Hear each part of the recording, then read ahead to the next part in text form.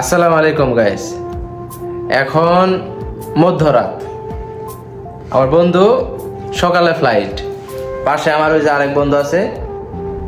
তো মধ্যরাত হয়ে গেছে, এখন পর্যন্ত কেউ ঘুমায় নেই, আর মনে হয় না যে এই বেলার মধ্যে ঘুমামো। তো বন্ধু ছুটি যাইতেছ, ফিলিংস কেমন, মানে এখন কিরকম লাগতেছে? সকালে তোমার ফ্লাইট, তাই না? এখন তো মধ্যরাত হয়ে গেছে, তো এখন যদি চেষ্টা করো ঘুমাইতে পারবা? না, পারবা না, কিন্তু পারবো না। কথা হইতেছে কি, এখন যদি আমার বন্ধু চায়ও যে ঘুমাবো, পারবো না। কি লিগে? প্রত্যেকটা প্রবাসীর এই যে এখনকার যে সময়টা, এই সময়টাতে আমার বন্ধু যদি চায়ও ঘুমাইতে পারবো না।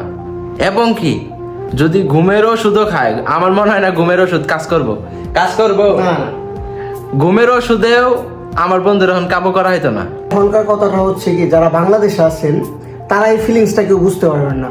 তো যারা প্রবাসে আছেন তারা অবশ্যই এই ফিলিংসটা বুঝতে পারবে যে এখনকার আজকের রাতটা, আমার সকালের ফ্লাইট, তো আজকের রাতটা কতটা সুন্দর, আজকের রাতটা কতটা ভালো। গাইস, এই আনন্দটা যদি পাইতে চান তাহলে আপনার বিদেশ আসতে হবে। খুব প্রবাসে আসতে হবে 100। এই আনন্দ যদি উপভোগ করতে চান তাহলে আপনার অবশ্যই বিদেশ আসতে হবে, তাছাড়া এই আনন্দ উপভোগ করা সম্ভব না।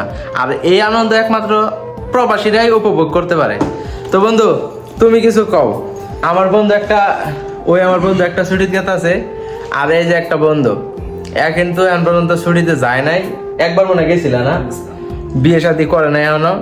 তো কোনো মাইয়ার যদি চয়েস হয় আমার বন্ধুরা কিন্তু বলতে পারেন। তো বন্ধু, এই যে একটা রাত তুমি বই রয়েছ, আমি বই রয়েছি, সকালে বন্ধুর ফ্লাইট, ঘুমাইতে পারছো না এখন? তুমি যদি যাই বিছনার মধ্যে শও, চাইলে কি ঘুমাবা? না পারতাম না। আমি যদি বিছনায় যাই শই, ঘুমাইতে পারবো না। কারণ কি জানেন? বন্ধুর ফ্লাইট, অথচ আমরা দুইজন বই রয়েছি মধ্যরাত, চাইলেও ঘুমাইতে পারবো না। কারণ কি? কারণ এখনকার যে সময়, এই যে বন্ধু গেতে আছে, একটু খারাপও লাগতেছে, আবার একটু আনন্দও লাগতেছে। কারণ বন্ধু এত বছর পর যাইতেছে, যদিও 1 বছর পর ইমার্জেন্সি ছুটি মারছে হুট করে। ইমার্জেন্সি ছুটি 21 দিনের, তাই না? আর কি 20 দিন, 20-22 দিন, যাই হোক 20-22 দিনের ছুটি, ইমার্জেন্সি ছুটি যাইতেছে। যদিও ইনশাল্লাহ আল্লাহ যদি বাসায় রাখে 20-22 দিন পরে আবার দেখা হবো। তারপরে একটু খারাপ লাগতেছে যে বন্ধু যাইতেছে, আমরা যাইতে পারতাছি না। আর দেখাও কিন্তু অনেকটা ভালো লাগতেছে। এই যে বন্ধু রেডি হয়ে গেছে, সকালবেলা ফ্লাইট। গাইস, এখন আমার বন্ধু দেশে যাইতেছে, ওই দেখেন হাসি মুখটা কিরকম। এর থেকেও মানে এখন যতটুকু খুশি হয়ে দেশে যাইতেছে, এর থেকেও 100% কষ্ট নিয়ে দেশ ত্যাগ করতে হবে। কারণ এখন খুশিতে যাইতেছে, এখন কিন্তু ফ্যামিলি নাই, এখন আমগো ছেড়ে যাইতেছে। তবে যখন আবার সৌদি আরব ব্যাক করবো, তখন ফ্যামিলিতে ত্যাগ করে ব্যাক করতে হবে।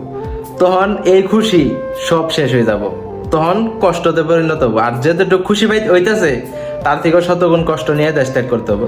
তো যাই হোক গাইস, সবাই ভালো থাকবেন। ভিডিওটা যাদের ভালো লাগছে অবশ্যই লাইক, কমেন্ট, শেয়ার করবেন।